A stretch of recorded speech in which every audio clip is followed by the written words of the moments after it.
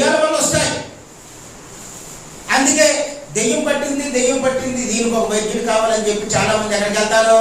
భూత వైద్యుడి దగ్గరికి వెళ్తారు. ఏ వైద్యుడి దగ్గరికి? భూత వైద్యుడి దగ్గర.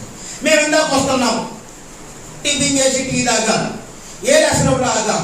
ఏ లక్షణంలో ఆగితే మేము టీ తాగేసి వచ్చేస్తున్నాం. అక్కడ ఆటో ఉంది. ఆ ఆటోలో ఒక ఆయన ఒక కుక్కను తీసుకుని వెళ్తున్నాడు. అది మామూలు కుక్క కాదు, మనలాంటి ఊర కుక్క కాదు, చాలా విలువైన కుక్క, గొప్ప ఇంటిలో పెంచుకునే కుక్క. ఈయనకి ఎవరు ఇచ్చారో మరి.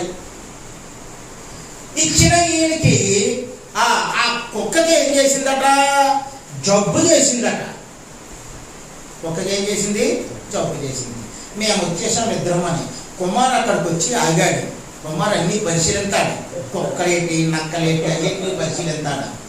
ఆయన వెళ్ళి పరిశీలించంటే ఏంటి ఏం జరిగిందంటే చెప్పాడు, కుక్కకు జబ్బు చేసింది అని చెప్పి.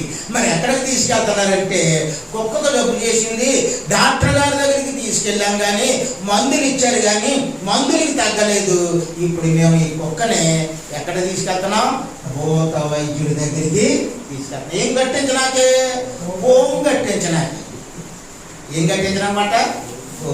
కుక్కకి కూడా పోం కట్టించే భూత వైద్యులు కూడా మనకు ఉన్నారంటే ఎంత ఆశ్చర్యం. కొనే పర్ణికాల అమ్మ తెచ్చి కడితే కట్టొచ్చు, అది వేరే విషయం.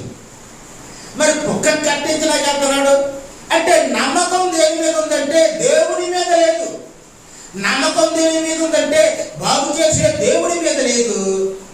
ఎవడో మానవుడు ఏదో కట్టమన్నాడని ఆ పోంగు మీదకు పోయి పోంగు కట్టించుకోవాలి. కుక్కకి అదైనా ఎక్కడ తీసుకెళ్లాలో? కుక్క జబ్బు చేసినప్పుడు దాని కడుపులో ఏ పురుగులో పెట్టేసి ఆకలి ఎత్తలేదు దానికి.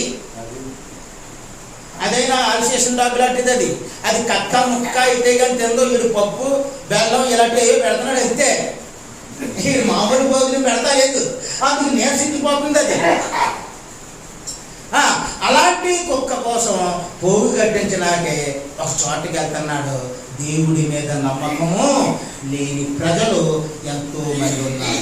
యేసు ప్రభు అన్నారు, మోగవైన చెవిటి దయ్యమా ఆ చిన్నవాడిని వదిలిపో అంటే వదిలిపోయింది. యాకోబు పత్రిక 2వ అధ్యాయం 19వ వచనం చేద్దాం చూడండి. దేవుడు ఒక్కడే అని నీవు నమ్ముచున్నాం కదా మనము.